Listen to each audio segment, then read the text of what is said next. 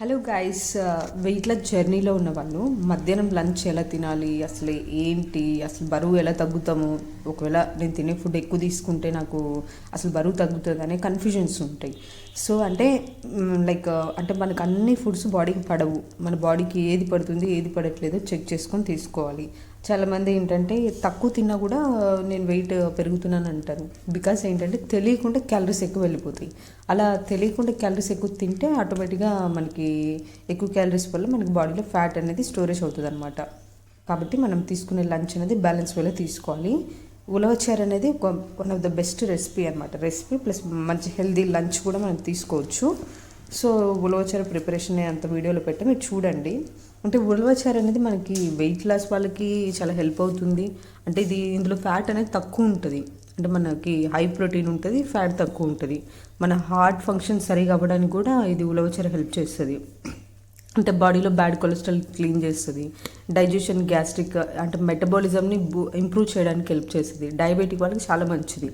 Diabetic అంటే sugar వాళ్ళకి ఇది మంచిది. ఇది హ్యాపీగా తీసుకోవచ్చు. మన బ్లడ్ షుగర్ లెవెల్స్ని కూడా కంట్రోల్ చేస్తుంది అనమాట. అంటే మన బాడీలో క్యాలరీస్ని బర్న్ చేయడానికి కూడా ఇది చాలా హెల్ప్ చేస్తుంది అనమాట. మన బోన్ స్ట్రెంగ్త్ ఇంప్రూవ్ అవ్వడానికి. అంటే ఇందులో ఏంటంటే మనకి కాల్షియం ఉంటుంది, ఐరన్ ఉంటుంది అండ్ మినరల్స్ ఉంటాయి. మన బోన్ స్ట్రెంగ్త్ ఇంప్రూవ్ చేసి ఇంకా వీక్నెస్ని తగ్గించడానికి కూడా హెల్ప్ చేస్తుంది అనమాట. సో కోల్డ్, కఫ్ కూడా ఇది చాలా బాగా పనిచేస్తుంది. కిడ్నీ ఫంక్షన్ కూడా ఇది చాలా హెల్ప్ చేస్తుంది అనమాట ఉలవచారు. సో మీరు మధ్యాహ్నం ఇలా రైస్లో చారు అనేది కొంచెం బ్యాలెన్స్ వేలో తీసుకోవచ్చు.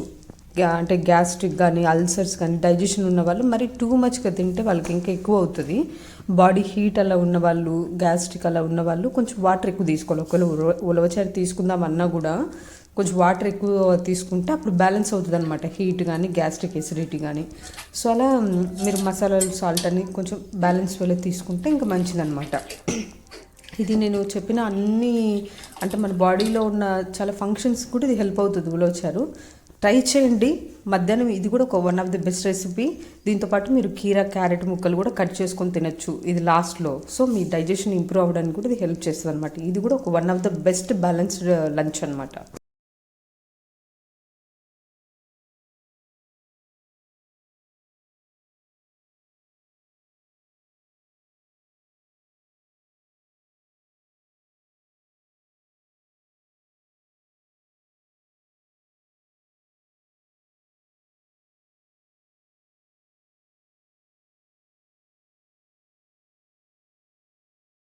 మంచి మంచి healthy foods, healthy recipes, healthy lunch, లో క్యాలరీస్, న్యూట్రిషన్ అన్నిటి నుంచి మనం హెల్దీగా బరువు తగ్గచ్చు, లైఫ్ లాంగ్ మెయింటైన్ చేయొచ్చు.